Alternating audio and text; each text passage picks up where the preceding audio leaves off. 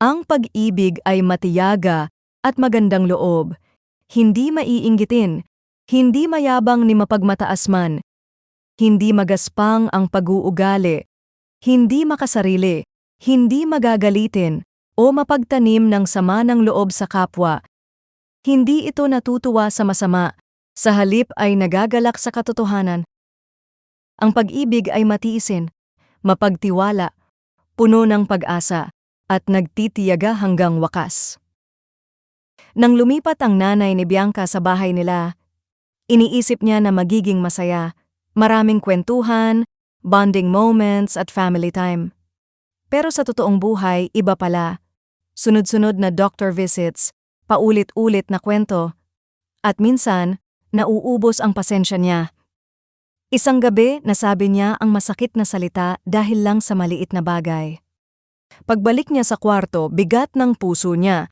Habang nananalangin, naalala niya ang unang Korinto 13, hindi bilang pabigat, kundi bilang paalala na ang tunay na pag-ibig ay puno ng pagtitiis, kabaitan, at pagtitiyaga, lalo na sa mahihirap na sitwasyon.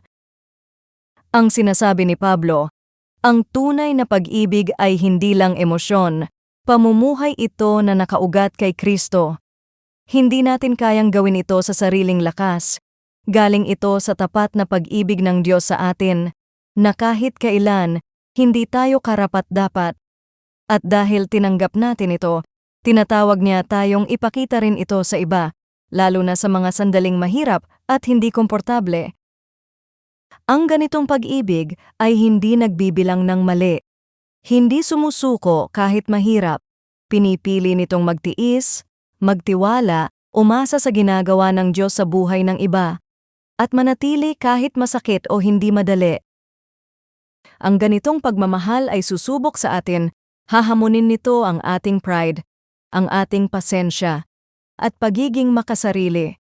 Pero sa tuwing pipiliin natin ang pagtitiyaga kaysa sa pagkairita, kabutihan kaysa sa pagiging magaspang, at pagpapatawad kaysa sa pagkikimkim ng sama ng loob, ipinapakita natin ang pag-ibig na ipinakita sa atin ni Kristo. Sino sa buhay mo ngayon ang nangangailangan makaranas ng pasensya at kabaitan na tulad ng kay Kristo? Panginoon, salamat sa walang hanggang mong pag-ibig na matiyaga sa akin. Patawarin mo ako kapag mas inuuna ko ang aking sarili. Kaysa magmahal, turuan mo akong magmahal tulad mo, lalo na sa mahirap na sitwasyon. Tulungan mo akong magtiis, magtiwala, umasa at magpursige. Hindi sa sariling lakas ko, kundi sa iyong lakas. Sa pangalan ni Jesus. Amen.